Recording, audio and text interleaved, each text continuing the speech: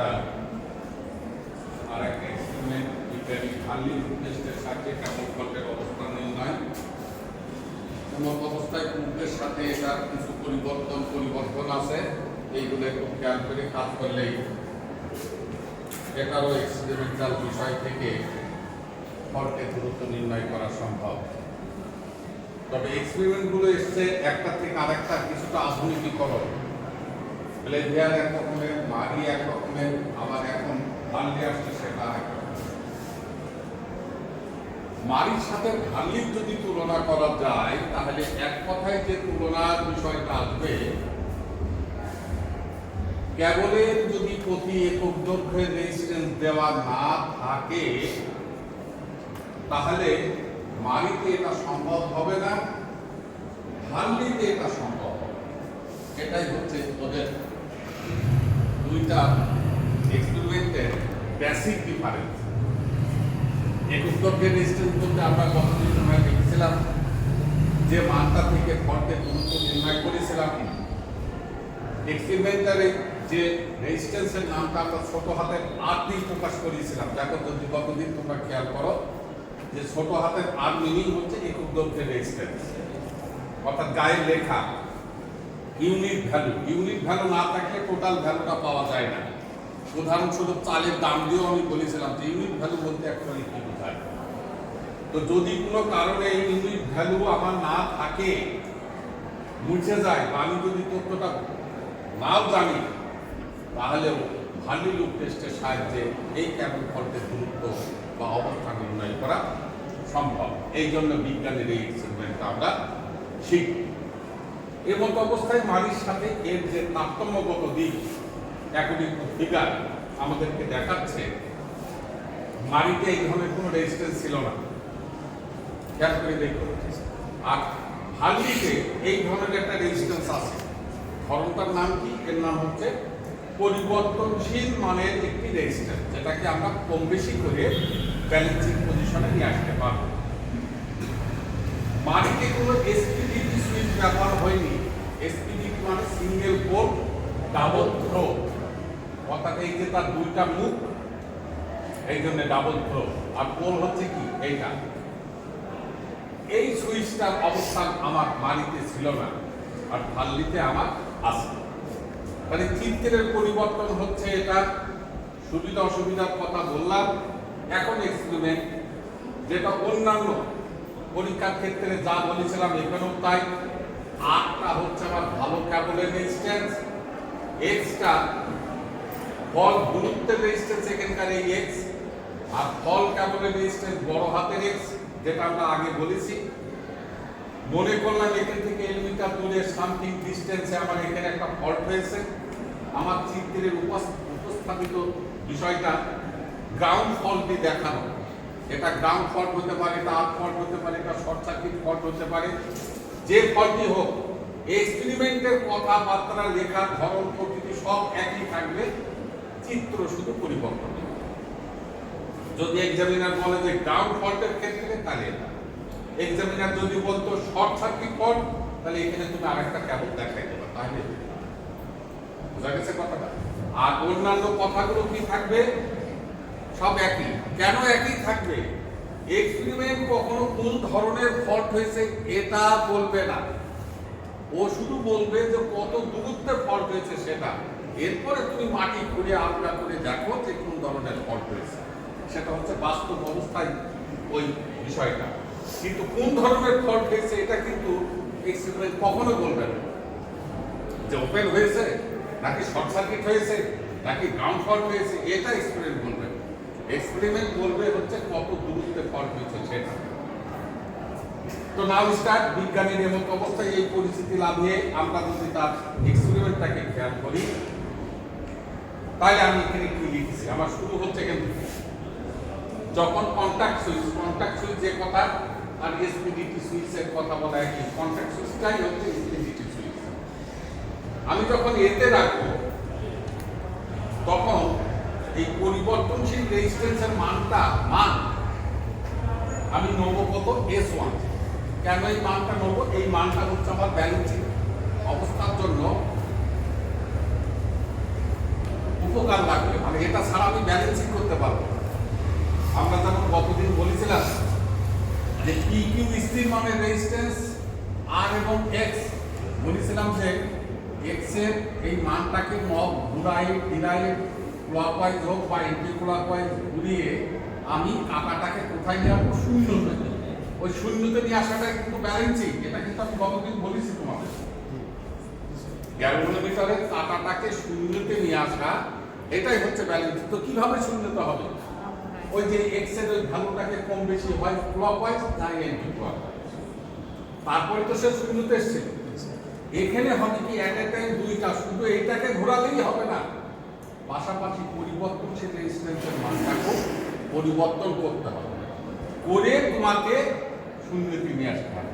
মানে পরিবর্তনশীল রেজিস্ট্যান্সের মানকে যে পজিশনে তুমি পরিবর্তন ঘটাচ্ছ বা করছো, ওই পজিশনে তার একটা মান আসবে, যে মানটার নাম হচ্ছে আমার S1।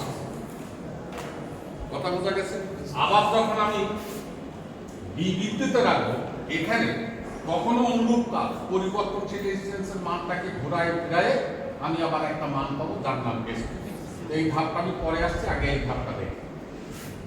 তাহলে গ্যালভানোমিটার ব্যালেন্স হলো এখানে কি অবস্থায়? শুধুমাত্র গতদিনের মারিতে যে এক্স এর মানটা যে পরিবর্তন করেছিলাম শুধু সেটাই নয়, এখানে এক্স এর সাথে সাথে পরিবর্তনশীল রেজিস্ট্যান্সটাকেও পরিবর্তন ঘটাতে হবে, তাহলেই আমার গ্যালভানোমিটারের কাঁটাটা শূন্যতে চলে আসবে। বোঝা গেছে কথা? তাহলে গ্যালভানোমিটার ব্যালেন্স হলো। এবার balancing condition P by Q is equal to R by X লিখেছিলাম আমরা, দেখো গতদিন মারিতে লিখেছিলাম P by Q is equal to R by X। তো এখানে কি একটা পরিবর্তনশীল রেজিস্ট্যান্স আছে না? তাহলে এখন এটা কিভাবে হবে? আমি যদি সুইচটাকে এখানে রাখি, খেয়াল করে একটু সার্কিট ডায়াগ্রামে সুইচের মাথাটা রাখলাম কোথায়? এখানে।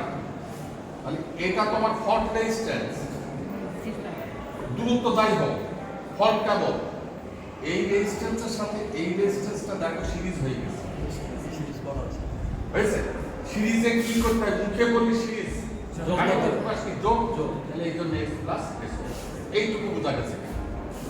আর divided by x plus s1, plus s1 হলো কি?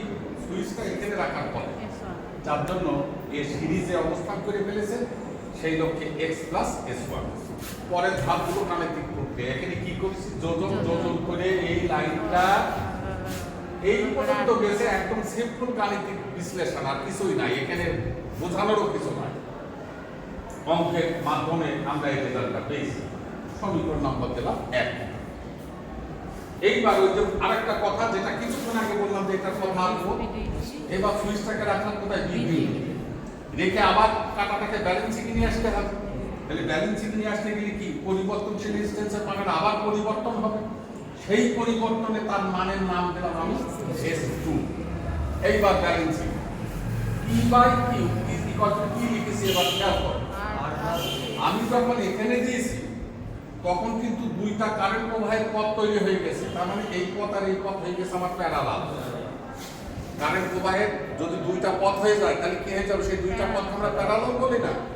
আর এখানে কি? এখানে থাকা মানে তো এদিক দিয়ে কোনো কারেন্ট আসবে না, তাহলে প্রবাহের পথ একটাই, যার জন্য ছিল সিরিজ। আর যেই আমি এখানে দিচ্ছি তখন প্রবাহের পথ এই একটা, এই একটা, যার জন্য লিখেছি P by Q is equal to R plus X। অর্থটা কি? মোট কেবলের মোট দৈর্ঘ্যের মোট রেজিস্ট্যান্স বাই S2, মানে ইনটু 1 বাই S2 যদি দিতাম, প্যারালালে কি হয়?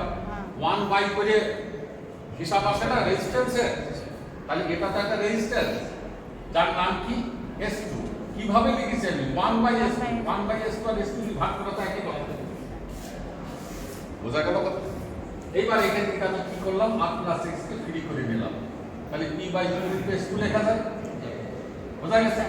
এবার এই R প্লাস X এর মানটা যদি 1 নম্বর সমীকরণে বসাই, তাহলে দেখো এই ধরনের একটা দেবে। বোঝা গেছে কথা? তাহলে x টা কি? ফল দূরত্বের যে রেজিস্ট্যান্স, সেই রেজিস্ট্যান্সের তাকাঙ্কিত কথা। আর এটা হচ্ছে এক্সপেরিমেন্টাল বিষয়, এটা অনেক সময় ক বিভাগের প্রশ্ন হবে, যে ভ্যালু লোড টেস্টের সাহায্যে কেবল ফল্টের অবস্থা নির্ণয় পরীক্ষাটি বর্ণনা দাও বা লেখো বা যাই করো ইত্যাদি। এটা গেল এই বিষয়। এখন আমাদের আসবে সমস্যা সমাধানের ক্ষেত্রে জটিলতা নিরসনের জন্য আমরা একটুখানি এই জিনিসটা খেয়াল রাখবো, S2 is greater than S1। পরিবর্তনশীল রেজিস্ট্যান্সের যে দুইটা মান আমরা দুইবার ব্যবহার করেছি, সেই প্রাপ্ত মানে বিশ্লেষণ যদি আমরা নিয়ে আসি, তাহলে এই ধারণা আমাদের উপনীত হবে যে S2 এর মানটা S1 থেকে হচ্ছে বড়। এটা এই জন্য জ্ঞাত হতে হবে, অঙ্কের ভেতরে পরিবর্তনশীল রেজিস্ট্যান্সের মানের কথা বলা থাকবে, কোনটা যে S1 আর কোনটা যে S2 এটা তো সমস্যাতে বলবে না। তোমাকে চিনে জেনে রাখতে হবে যে পরিবর্তনশীল রেজিস্ট্যান্সের যদি দুইটি মান থাকে, তাহলে যে মানটি বড় সেই মানটাকে আমি ব্যবহার করব S2, আর যে মানটি ছোট সেটা হচ্ছে আমার S1। এই জ্ঞাতব্য ধারণা বা এই বিষয়টা মাথায় রাখবে কেবলমাত্র ভার্লি লুপ টেস্টের ক্ষেত্রে। মানিটার তো কোনো পরিবর্তনশীল রেজিস্ট্যান্সের বালাই নাই, সুতরাং ওইটা মানির ক্ষেত্রে প্রযোজ্য নয়। এই ছিল তোমাদের ভার্লি লুপ টেস্টের বিষয়। এখন তোমরা যে কোনো সমস্যার সমাধান দেখাও, দেখো এখান থেকে অনেক জিনিস হয়তো পেয়ে যাবে।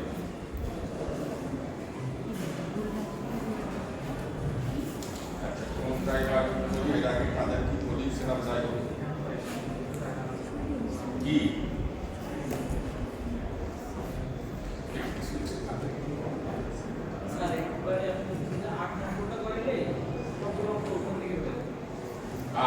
ঠিক আছে, আগে করো 202 নম্বর পেজ।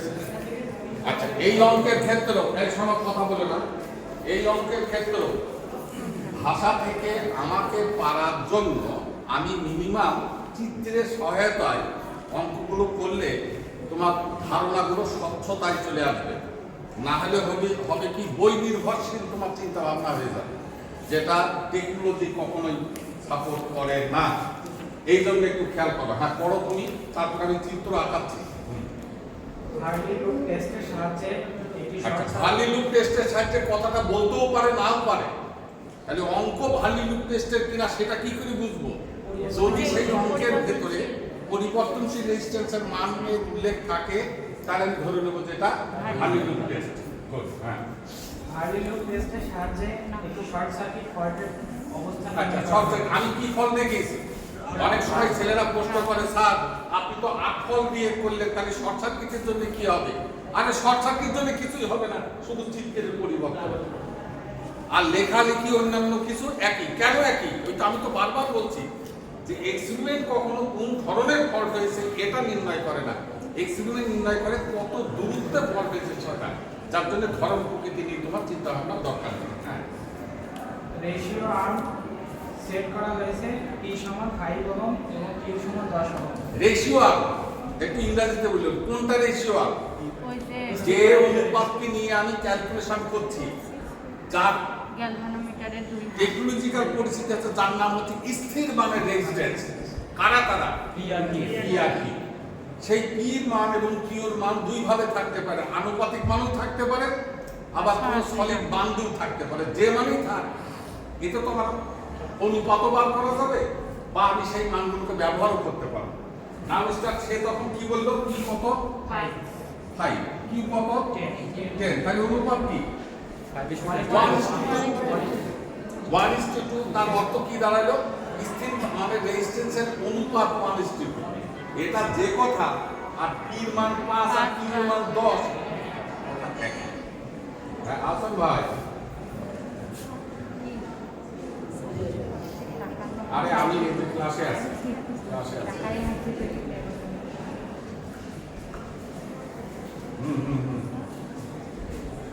মাথায় আছে। আমি একটু ধীরে হয়ে আবার কথা বলছি। হ্যাঁ, মাথায় আছে, মাথায়।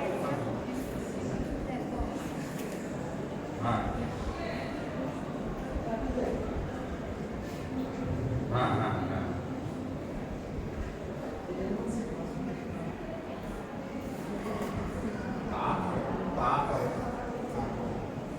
এখন শোনেন, এত বেলা সংক্ষেপ হয়ে গেছে না, আপনি কোন সময় ধরবেন? জোহর, আসর আর মাগরিব, দেখেন 1 ঘন্টা ডিফারেন্স হবে।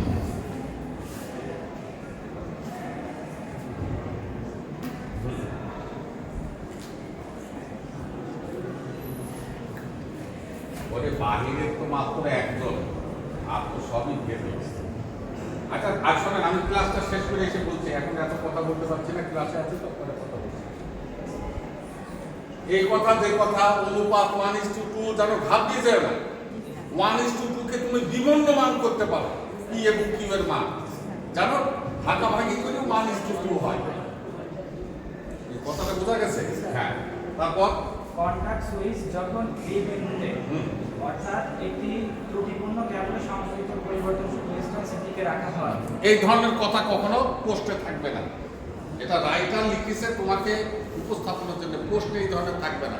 আরে কন্টাক্ট সুইচের অবস্থান বি বিন্দুতে কি, পোস্টে কখনো এই জাতীয় জিনিস থাকে নাকি? এই জাতীয় জিনিসটা থাকবে না। পোস্টটা থাকতে পারতো তখনই যদি এক্সামিনার চিত্র আঁকিয়ে দিয়ে তারপরে বলতো।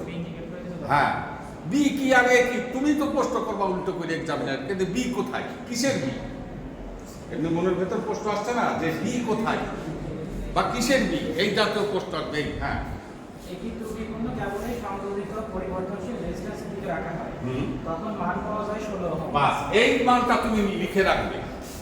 আমি পরিবর্তনশীল রেজিস্ট্যান্সের মান একটা পেলাম 16 ওহম।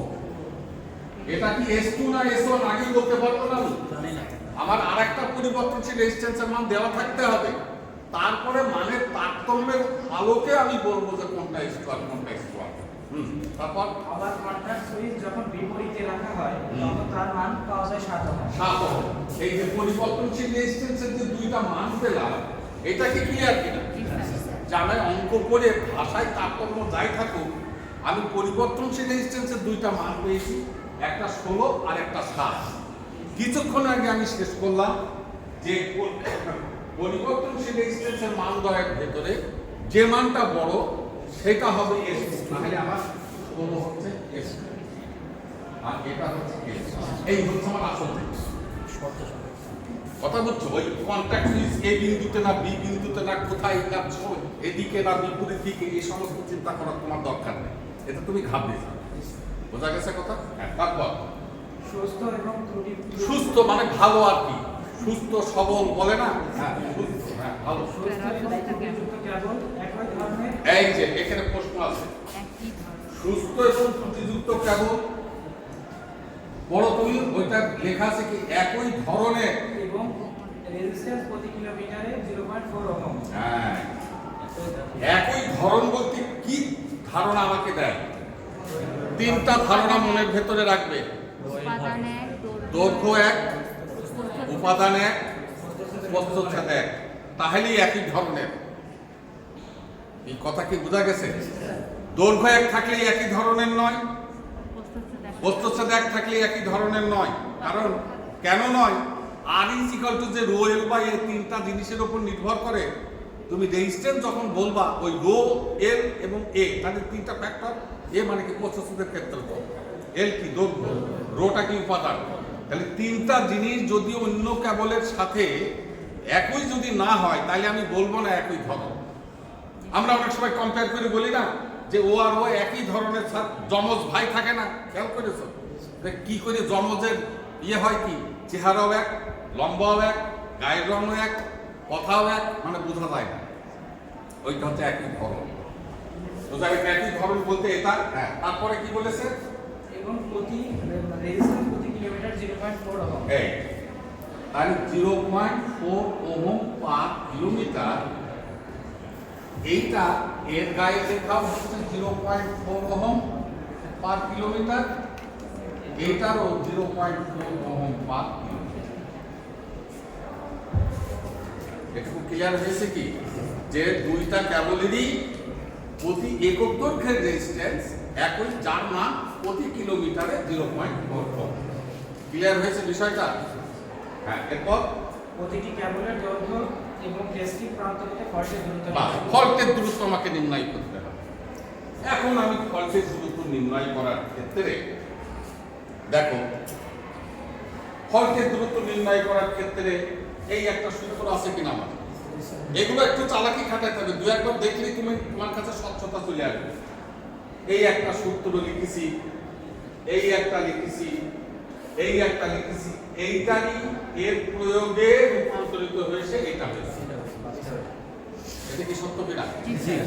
ঠিক আছে, কি বলছিলাম খেয়াল করো, এইটারই পরিবর্তন হয়েছে এর ব্যবহারে। ওই যে r প্লাস x এর মান বসিয়েছি জি স্যার। দিয়ে তো আমার লাস্টে এটা এসেছে। তাহলে এখানে দেখো আমি এক্সটা কি, এই এক্সটা কি ফল দূরত্বের রেজিস্ট্যান্স, কিন্তু যাহা ফল কেবল। তাহলে p into s2 minus s1 এই সমীকরণের ভেতর যদি বসাই তাহলে x ইজ ইকুয়াল টু, দেখো p কত আমার 5, s2 কত 16, s1 কত, তাহলে 16 মাইনাস 7 কত 9 divided by p plus q, তাহলে 5 প্লাস 10 মানে 15, তাহলে 3 ওহম পেলাম। এই যে কিনা 3 ওহমটার অর্থ কি? ফল দূরত্বের রেজিস্ট্যান্স, কিন্তু তার গোলমাল হয় না। অর্থাৎ এখান থেকে যে দূরত্বের ফল হয়েছে তার রেজিস্ট্যান্সের মান। এইবার দূরত্ব কত, l is equal to half, তাহলে কিভাবে পাবো? আমরা আগে নিয়মে করব 0.4 সমান 1 কিলোমিটার। গুড, এই তো। তাহলে আমি লিখতে পারি কি, দেখবো হতো গায়ের লেখা ইউনিট ভ্যালু, তাহলে আমি লিখবো 0.4 ওহম সমান 1 কিলোমিটার, 3 ওহম সমান 1/0.4, যাকে কত হয় 7.5, 5 এত কি কিলোমিটার। বোঝা গেল? এটা ক্লিয়ার হয়েছে? ফল দূরত্বের রেজিস্ট্যান্স পেয়েছি, এই প্রাপ্ত রেজিস্ট্যান্স থেকে কত দূরত্বে ফল্ট হয়েছে ক্লিয়ার হয়েছে কথা। এবার সে আরেকটু কিছু জিনিস জানতে চাচ্ছে, কি জানো? প্রতিটি কেবলের দৈর্ঘ্য। এখন এখানে একটা বক্স আছে r প্লাস x, সে কি ইন্ডিকেট করাচ্ছে? হ্যাঁ, দুইটা কেবলের আর ভালো x2t, দুইটা কেবলের মোট রেজিস্ট্যান্স, যেটা মারিচুল আমরা বলেছিলাম যে মোট দৈর্ঘ্যের মোট resistance p by q into s2, p কত? p হচ্ছে 5, q কত? 10, s2 কত? 16, তাই না?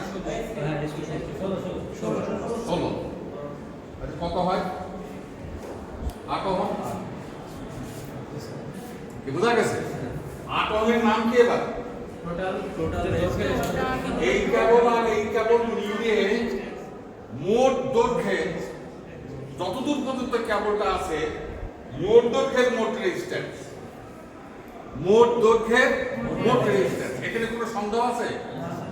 এইবার মোট দৈর্ঘ্যের মোট রেজিস্ট্যান্স পেয়েছি, তাহলে এখন দৈর্ঘ্য কতটুকু হবে?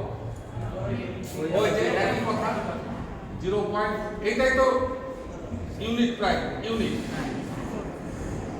8 ওহম সমান 1/0.4 ইনটু 8, 20 কি 20 কিলোমিটার। কিন্তু দুইটা কেবল এর ভাবার্থ কি? দুইটা কেবলের ভালো এবং খারাপ মিলে দুইটা কেবলের মোট দৈর্ঘ্য হচ্ছে আমার 20 কিলোমিটার। হ্যাঁ, দেবাশিস বাবু। হ্যাঁ, আচ্ছা, আমি ক্লাসে আসি, তারপরে আসছি। তাহলে এবার দুইটা মিলে কেবলের দৈর্ঘ্য পেয়েছি 20 কিলোমিটার। এবার প্রতিটা দৈর্ঘ্য কত হবে? কি করে বললে তুমি? এই যে সেই একই কথা। জবাব হয়ে গেল। না বোঝার কিছু আছে? চিত্র খেলবা, অঙ্ক করে ফেলবা, কিন্তু ওইটাও করা আছে। তুমি ফলো করো, আগে নিজে বুঝে, না বুঝে ফলো করো না, তাহলে তুমি আটকে যাবে। আর কথাবার্তার ভেতরে মাইন্ডাস আছে, আর এই জায়গাগুলো বুঝলে কিন্তু খুব তাড়াতাড়ি অ্যান্সার দিয়ে আসতে পারবা তুমি পরীক্ষার হলে। আর না বুঝলে কিন্তু কারোর পক্ষে কখনো সম্ভবই না, কারণ ভাষার উল্টাপাল্টা থাকতে পারে, তাতে তুমি আটকে যেতে পারো। বোঝা গেছে? আজকে আমি তোমাদের সাথে আর সময় দিচ্ছি না, আমি আর একটা দিন তোমাদের কাছে সময় নেবো, সেটা হচ্ছে এক্সপেরিমেন্টাল। আর একটা অধ্যায় হলে সেগুলো সহজ। এই অধ্যায়টা করলে আমার মনে হয় যে এই সাবজেক্টের মোটামুটি একটা পর্যায়ে আলোচনা করে সম্পূর্ণটাই ভাগে যে সমস্ত প্রশ্নগুলো আছে তুমি বিশ্লেষণে সেইগুলো সবগুলি পেয়ে যাবে। আর ক খ বিভাগের জন্য তোমার অন্যান্য প্রস্তুতি নিতে হবে। আর বড় বিষয় আমি যেগুলো বলছি, আগামী দিন যেটা শেষ হবে ওখান থেকেই তুমি তোমার স্টাডিটা শুরু করবা, দিয়ে সামনের দিকে। আমরা যেখান থেকে শুরু করেছিলাম সেখান থেকে যাবে না, পিছন দিক থেকে এগিয়ে যাবে, কারণ এগুলো হতো সহজ, তাড়াতাড়ি হবে। আর সামনের গুলো হচ্ছে কি তুমি পারতে পারবা, কারণ সময় যদি অনেক বেশি, তোমার ব্রেনকে অস্থির